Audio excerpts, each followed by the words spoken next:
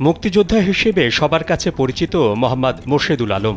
মুক্তিযোদ্ধা ও মুক্তিযোদ্ধা পরিবার কল্যাণ সমিতি মিরপুরের সাধারণ সম্পাদকের দায়িত্ব পালন করেন তিনি।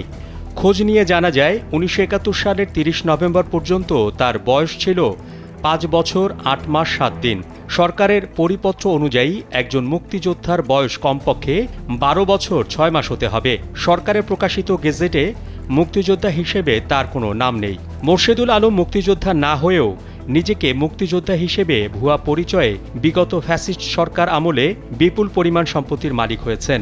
তার বিরুদ্ধে মুক্তিযোদ্ধা ও মুক্তিযোদ্ধা পরিবার কল্যাণ সমিতির জমি অমুক্তিযোদ্ধাদের নিকট বিক্রি করে কোটি কোটি টাকা আত্মসাতের অভিযোগ রয়েছে দুর্নীতি দমন কমিশনে। স্যান্ডেলিনা সো, রূপচর্চায় আভিজাত্য। অনুসন্ধানে জানা যায় কমপক্ষে ১০০ জন প্রকৃত মুক্তিযোদ্ধাকে সমিতির সদস্য পদ থেকে বঞ্চিত করে প্রতিটি সদস্য পদ ৫ লক্ষ টাকার বিনিময়ে বিভিন্ন ব্যক্তির নিকট বিক্রি করে বিপুল অর্থ আত্মসাৎ করেছেন। হয়েছেন একাধিক বাড়ির মালিক। তার আত্মীয় স্বজনের নামে সমিতির সদস্য পদ নামে বেনামে বরাদ্দ দেন এবং পরবর্তীতে তাদের নামে বরাদ্দ পাওয়া ফ্ল্যাটগুলো বর্তমান দামে বিক্রি করে অর্থ আত্মসাৎ করেন। কানাডাতে কিনেছেন বিলাসবহুল বাড়ি, যেখানে তার সন্তানরা অবস্থান করছেন।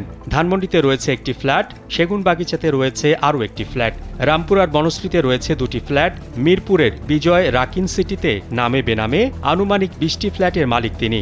এছাড়া মিরপুরস্থ রাকিন টাওয়ার থেকে কিনেছেন ৮৫০০ বর্গফুটের কমার্শিয়াল স্পেস। মুক্তিযোদ্ধা ও মুক্তিযোদ্ধা পরিবার কল্যাণ সমিতির মোর্শেদুল আলম, রায়হান উদ্দিন আহমেদ, আবদুল্লাহ আল মামুন, শেখ মোহাম্মদ শাহেদুজ্জামান নিয়ে গড়ে তুলেছেন সিন্ডিকেট। ভয়ে তাই কেউ কিছু বলতে পারে না।